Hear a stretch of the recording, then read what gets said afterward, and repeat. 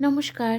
নতুন বছরের আমার প্রথম ব্লগ আমার গপু এবং আমার ভাই এবং আরও অন্যান্য ঠাকুরকে দিয়ে আমার দিনটি শুরু করছি।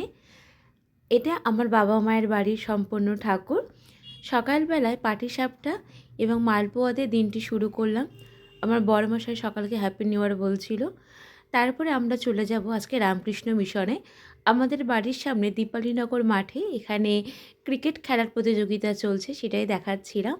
এই যে আশা ব্যাংকুইট এখানে এসেছিল 31 ডিসেম্বরে সচিত এবং পরম্পরা, তারা এখানে উঠেছিল। আমরা টোটো করে পৌঁছে যাব রামকৃষ্ণ মিশন। আজকে এখানে কল্পতরু প্রোগ্রাম রয়েছে। প্রথমে আমরা, এটা ভারত সেবা সংঘ, ভারত সেবা সংঘ পার করে যে রামকৃষ্ণ মিশন, এখানে গিয়ে প্রথমে এখানে অনুষ্ঠান দেখলাম। খুব সুন্দরভাবে নিরিবিলি সহকারে অনুষ্ঠানগুলো পালন হচ্ছে। এখানে একটু চারপিও পোষ্য আছে, মনে হচ্ছে খুব আদর যত্নেই থাকে। প্রচুর পরিমাণে ফুল গাছ।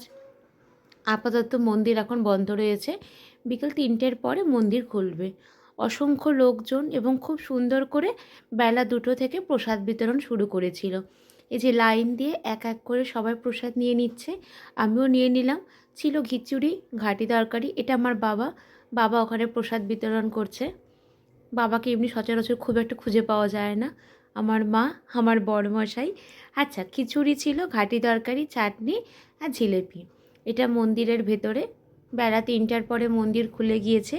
মন্দিরের ভেতরে আমরা সবাই মিলে বেশ কিছুক্ষণ বসেছিলাম। তারপর ওখান থেকে বেরিয়ে আমরা ঘুরতে চলে গেছি এক্সপো মেলায়। সেটা আমি পরে নিয়ে আসছি।